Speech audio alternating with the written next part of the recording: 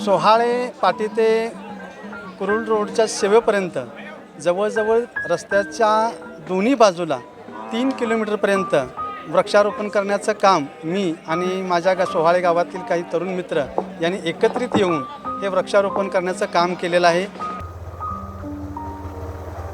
आम्ही जवळजवळ गेली 4-5 वर्षापासून झाडं लावतोय। मी वर्षाला किमान 400-500 झाडांचं त्या ठिकाणी लागवड करतोय। झाडं ही नुसतं आम्ही लावत नाही, तर ते झाड 100% जगवण्यासाठी आम्ही प्रयत्न करतो। रस्त्याने एखादं झाड तुटलं पडलं सुकलं तरी आमचे मित्र आहेत, आमचे बाळासाहेब नाईक नवरे आहेत की रस्त्याने जाता येता सुद्धा झाडांची काळजी घेतात आणि एखाद्या झाडाला काय झालं तरी ते सांगतात की ह्या ठिकाणी झाडाला प्रॉब्लेम आहे। तर आम्ही सर्व तरुण पोरं एकत्र येऊन गावामधल्या शाळा असतील, गावातले आमच्या मंदिरं असतील, ज्या ठिकाणी जागा मिळेल त्या ठिकाणी वृक्षारोपण आम्ही करण्याचं काम करतो। रस्त्याच्या कडेला बोरवेल घेतलेत झाडं जगवण्यासाठी, ड्रिप इरिगेशन त्याला आम्ही केलेलं आहे। ही झाडं लावणं का गरजेचं आहे तर येणाऱ्या काळामध्ये पावसाचं प्रमाण खूप कमी होत चाललेलं आहे, ऑक्सिजन कमी पडत चाललेलं आहे। गावामध्ये एक कितीही ऊन असलं, आज जर आपण बघितलं आज 43 टेम्परेचर आहे, पण आज ज्या ठिकाणी आपण उभं राहिलो आहे त्या ठिकाणी ते जाणवत नाही। याला कारण आहे की वृक्षारोपण करणं ही येणाऱ्या काळाची गरज आहे।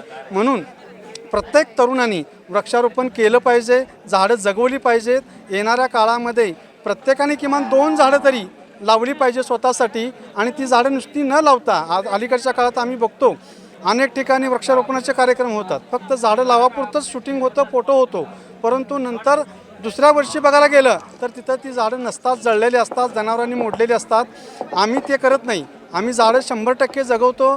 याचबरोबर ती झाड लावलं तर त्याला टी गार्डची व्यवस्था आम्ही केलेली आहे, पाण्याच्या टँकरची व्यवस्था आम्ही पाणी घालतो। तर जे झाड लावले ते 100% येण्यासाठी आम्ही प्रयत्न करतो।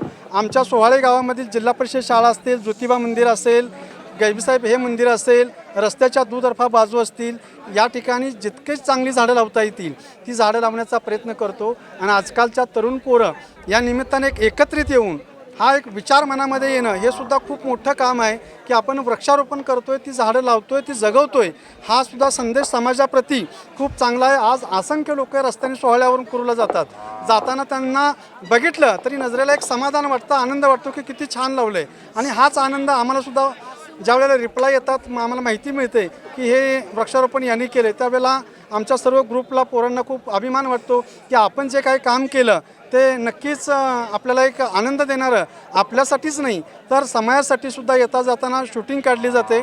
अशा प्रकारचं वृक्षारोपण करण्याचं काम त्या ठिकाणी आजपर्यंत आम्ही करत आलेलो आहोत। इथून पुढे सुद्धा ज्यावेळेला पाऊस काळ सुरू होतो जून जुलैमध्ये पुन्हा आम्ही नव्यानं आणखी वृक्षारोपण करण्याचं काम आमच्या हातामध्ये घेतो आणि नवीन प्रकारची चांगली दर्जाची जेणेकरून जास्तीत जास्त वय टिकणारी झाडं लावण्याचा आम्ही या ठिकाणी प्रयत्न करत आलेलो आहोत।